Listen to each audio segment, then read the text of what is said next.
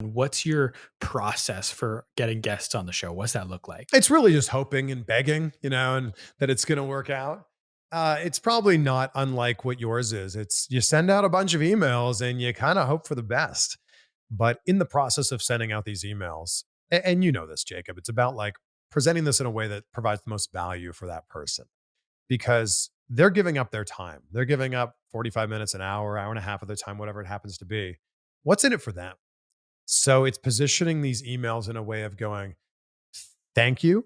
I am very aware of how busy you are. I am hyper aware of how important your time is. So here's some of the other people who have thought it's been a good idea to be on my show. I would love to, also be able to add you to that list as well. And I get a lot of no's or I get a lot of like no responses.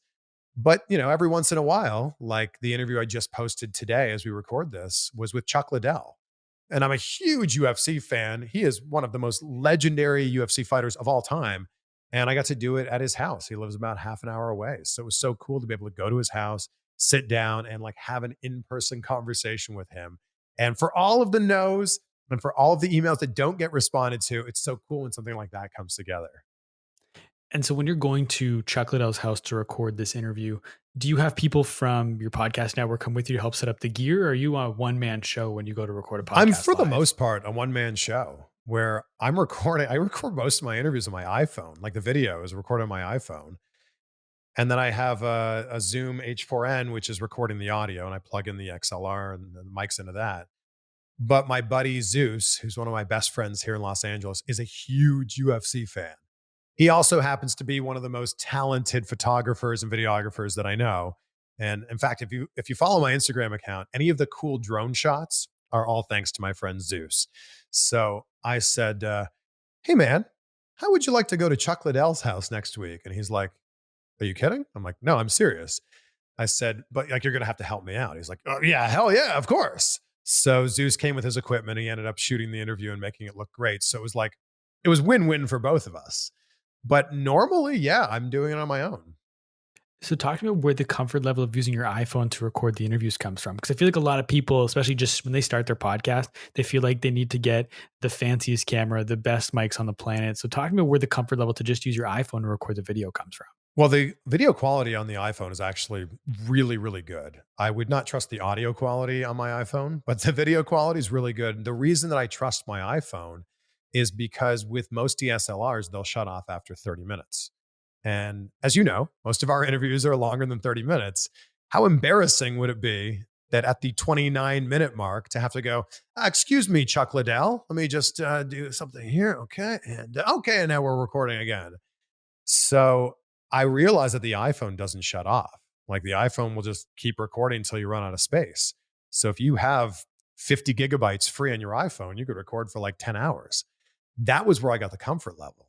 And I could also point, I'm actually recording with the front facing camera. So I'm actually looking at us as we're recording the interview so I can be sure that it's still recording. And I've had a few moments, man, where I look over at the camera and like it stopped recording. And I'm like, oh my God, this is so embarrassing. Like it's run out of space or someone, like God forbid, has called me and I forgot to put it in airplane mode. So there's definitely been a few moments where I've learned the hard way that like the iPhone is great because you can record hours at a time, but also you need to take a lot of steps to make sure you're ready to go. You need to make sure your battery is charged up. You need to make sure you have a ton of space on your camera or on your iPhone. And you need to make sure that you are absolutely in airplane mode and that Wi-Fi is shut off because any phone call will stop the recording. It's very true. And has anybody ever left a comment on any of your content saying the video quality needs to be better? No, not that I know of. I mean, I also think though that we live in a world now where we're so used to seeing like shaky vertical video that I feel like if the quality is not great, people get over it after like 2 minutes.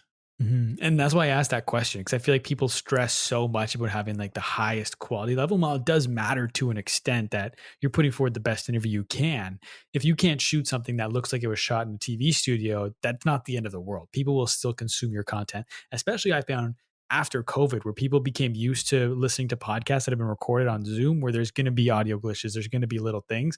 People are used to that. So it doesn't have to be the highest quality content. You don't need to go buy a red camera and the best quality mics. Like you can start a podcast today on your phone if you have to, if that's all you Yeah, have. and I think a lot of people end up using the equipment as an excuse. They use it as an excuse to not start. They're like, well, I would have this great podcast, but I can't afford to buy that microphone. Or I would have this great podcast, but I mean, cameras are just so expensive. And I just say to those people, just start. Like the camera quality on your iPhone is very good. The audio quality is good enough. Just hit record and start. And just know that nobody's going to be listening to your first bunch of podcasts anyway. That's how it works. There you go. Exactly. And so once you get one of your guests booked on the show, what's the prep process look like for you? So I like to start out with like a skeleton of like, who is this person? Like, what have they done in their life? If they're an actor, like, where did they grow up? Where did they get training? What was their first role? If they're a wrestler, it's like, where did they get signed first? Did they have a tryout match for WWE? I want to get like a skeleton of like beginning to their current stage right now. And Wikipedia is actually a really great place to start with that, just to kind of like get a skeleton of, all right, this is where their life is and where they've been. I'll also type their name into Google News and go, oh, so like what's the latest with this person? Is there something that's really newsworthy about them that maybe they haven't spoken about? And maybe we could get them to open up about that. I'll also type their name into YouTube and see what the autofill suggestions are. So you type in someone's name like Chuck Liddell, for example, and then you see like, oh, a lot of people are searching Chuck Liddell and Tito Ortiz. Maybe we should talk to him about that. So I'll just kind of get a feel for like, who is this person? What are they all about? I'll listen to some of their interviews to get a feel for like the types of questions that they answer and then just kind of go from there. And I don't ever want to think about it as an interview. I want to think about it as a great conversation. And I mean, you're a pro at this. You're a pro at like making these interviews sound like conversations. And it is not an easy task. It is a great skill that you've acquired. So my hat's off to you, even though I'm not wearing a hat. My hat's off to you for that. Thank you. I appreciate that.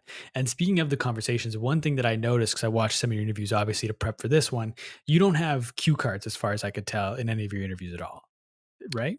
I do and I don't. It depends on the interview. Usually, what I'll do is I'll start to make notes on my iPhone, like in the notes section of the iPhone. I start to like make like bullet points of like these are the 10 or 15 or 20 topics that I think we should cover. And then usually the day of the interview, I physically write it out on a piece of paper so that I get that connection of my brain to like my hand to the paper, which I don't know, just forms like a better bond between those subjects. And what I'll often do is I'll write them on like a little like cheat sheet and put them like on the floor or put them like under my leg as I'm sitting. But oftentimes I don't even look at it. So it's there kind of as like a safety blanket, like a security blanket. But yeah, usually I'm just following the flow of the conversation. That's fair. And I feel like even just following the flow of the conversation can be a difficult thing, especially for new interviewers to Oh, do yeah. because they once they have prep, and like I've fallen into this trap many times, mainly because I'm so thorough with my prep. Like, let me just see here. I have 12 pages of notes here for this interview. Wow. And so it's like, so I've because I spent the time, it's like sometimes I just want to follow what I have, but like I feel like people miss so many good things when the conversation veers a direction, but they pull it back to what they have in their notes versus might be going somewhere you had no idea where it was going. And kind of on that note, what if I ever ask you what interview comes to mind where it went completely sideways in a direction you didn't expect, but it was a really good thing that it went there? I mean, the one that immediately comes to mind was like this viral interview with Leslie Mann and Dakota Johnson, where I went in to talk to them about their movie, How to Be Single. And I came in with some fun, like lively questions, and they kind of guided the conversation in a completely different way and like kind of started hitting on me. And I'm like, let's see how far we can push this. Let's see where this is going to go. And it ended up becoming a viral moment that I'm still like tagged in. I was tagged in on like a video of this on TikTok like yesterday. Basically like they're hitting on this reporter, and I'm like, that happened 5 years ago. But if I had gone in and was like, yeah, nice to meet you. Aha, this is very fun. Ha ha ha. Like, but anyway, ladies, I have these questions I'd like to ask you. It wouldn't have been a fun, memorable moment. So I just kind of rolled with the punches and went, let's see what can happen here. And I also think there's moments in interviews where I've kind of followed the path of that conversation, and it's led to news breaking that I didn't even realize was breaking. Like, I did an interview with Jason Momoa for Aquaman, and he just happened to say something off the cuff about the Snyder Cut. And I didn't even really think about it, but the conversation just kind of led down there. And when I posted the interview, all the comments on it were about the Snyder Cut, and I went, "Oh, we were onto something here. Like, that's so cool that that question like led down that path." And so I'm curious because obviously to get people to feel comfortable to share stuff like that in an interview, you have to build rapport. So how do you build rapport with someone pre-interview, but also balance that you don't want the pre-interview rapport building to lead somewhere that you wish was on the podcast that's going to be awkward and forced if you were to bring it up again on the podcast? Like, how do you build rapport with your guests when you sit down to do a show? I just try to keep in mind that the interview begins not when you hit record, but it begins like the second that you walk in the room. If it's a in-person interview, or if it's something like this where it's virtual, the interview begins like the second you see that person. And I think that a lot of interviewers like make the mistake of like walking into the room, shaking, "Oh, it's nice to meet you," shaking the hand, then sitting there and waiting until the red light comes on, and then like, pepping up and like doing the interview. And like that's just that's not a normal thing. Like, that's not how like real life would work or function. So I try to come in, especially when you're doing a celebrity interview and they're doing 30, 40, 50 interviews in a day. I try to come in like with a different kind of energy, because if my energy can be high and fun, I'm hoping that maybe if they can't match my energy, maybe it peps them up just a little bit. So that's been my thing, is just like try to have fun. And I also like swing for the fences, especially with celebrity interviews. I'll swing for the fences and try to get like a really fun moment. And if it doesn't happen, nobody needs to know that it doesn't happen. Like, I asked Gerard Butler if he would show me how to do a movie punch. And I'm like, man, if we can pull this off, this is going to be so cool. Like, here he is, like swinging and missing my face by like 2 feet, but at the same time, I'm timing it. If we can make this happen, great. If he says, "No, sorry, man, I don't do that kind of thing," I go, "Okay, yeah, no worries." And the only people that need to know that that happened or didn't happen is me and him and the camera guy and the audio guy. But if it does work out, it's this great moment that can be shared, online for years to come. Mhm. So I know we've covered a lot here, but what would if you could distill down to one point, what would your advice be to someone just starting out, just starting to interview people, just starting their podcast? What would your advice be to that person? Just start. That is the most important thing. It's just start, because a lot of people have this great idea for a podcast or a great idea for a YouTube channel, and they'll talk about it and they'll dream about it, but they'll never actually like put one foot in front of the other and actually start. So I think it's important to hit record and put it out into the world, and then do it again next week, and then do it again the week after that. And if you keep showing up, your audience will start showing up as well. So I think it's just so important to put one foot in front of the other and to do it, and find somebody who's doing the thing that you love doing. Find somebody who like a model after them. Like Tony Robbins always says, success leaves clues. And it's so true. So find the person that's doing the thing that you want to do, reverse engineer where they're at back to where you're at. Maybe they're at step 67, you're at step 1. Figure out what step 66 is, 65, 64, all the way back to where you are. And you'll realize that you have a lot more in common with that super successful millionaire slash billionaire than you thought.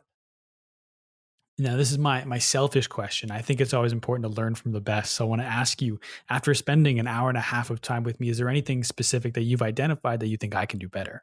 Better. You were great, man. And it's been such a pleasure chatting with you. And I think that, well, I've done a lot of interviews where I've been on this side of the mic recently. And it's a lot of times you're talking to someone who really has no clue about you, or in my case, don't even know how to pronounce my last name. So I think it is such a sign of respect that you have dove as deep into the research as you have. So I want to thank you for that. I appreciate that. It is a huge sign of respect. Thank you for knowing my story better than I know my story. And no, I mean, please, like I want advice from you on how to do this better.